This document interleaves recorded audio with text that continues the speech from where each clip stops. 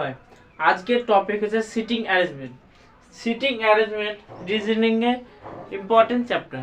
এখান থেকে একটা দুটো কোশ্চেন আসে যে কোনো কম্পিটিটিভ এক্সাম, যেমন ধরো ইউপিএসসি, এছাড়া এসএসসি, তাছাড়া আরবিআই গভর্নর, ব্যাংকিং এর ক্ষেত্রে এটি সিটিং অ্যারেঞ্জমেন্ট অ্যান্ড প্লাজাম খুব গুরুত্বপূর্ণ। So sitting arrangement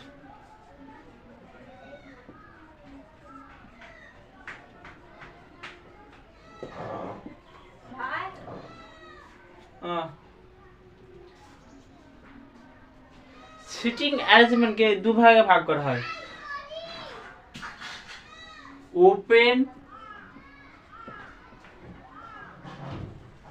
close. ওপেনকে আবার দুবার ভাগ করা হয়, লাইন এন্ড ফ্লোর।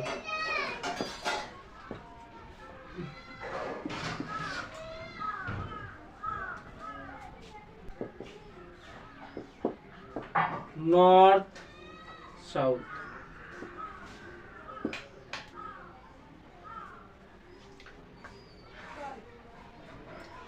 ও লাইনের মধ্যে নর্থ আর সাউথ তোমাকে মনে রাখতে হবে যে আমরা যখন নর্থ বলবো তখন আমাদের ডান দিকে যেরকম হবে সেই সিটিং অ্যারেঞ্জমেন্টে সেই ডান দিকে হবে।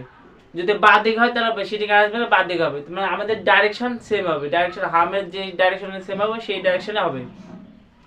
যদি সাউথে উল্টো হবে।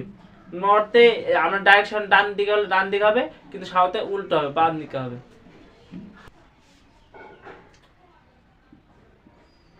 above, below,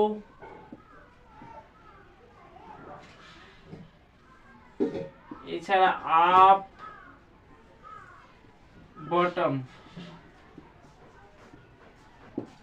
সো এভাবে আসতে পারে। সিটিং অ্যারেঞ্জমেন্ট দুভাগে ভাগ করা হয়, ওপেন এন্ড ক্লোজ। ওপেন আবার দুভাগে, লাইন এন্ড ফ্লোর।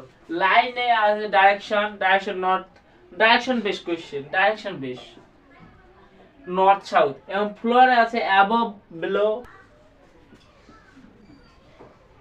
সার্কেল,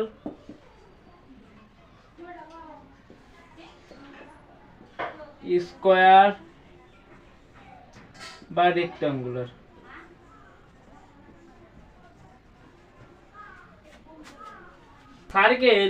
সার্কেলের মধ্যে এটা ধরো একটা সার্কেল, সার্কেলে ইভেন নাম্বার সর্বদাই অপোজিট হয়। যদি 8 থাকে তাহলে 1 2,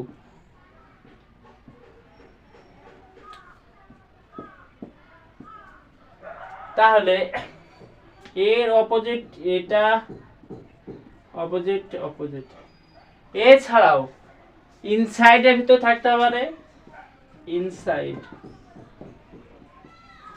আবার আউটসাইডের মধ্যে থাকতে পারে, আউটসাইড। এরকম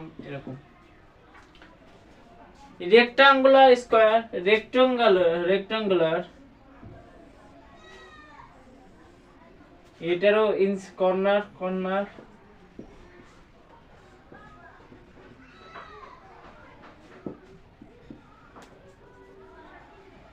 সো এভাবে থাকতে পারে।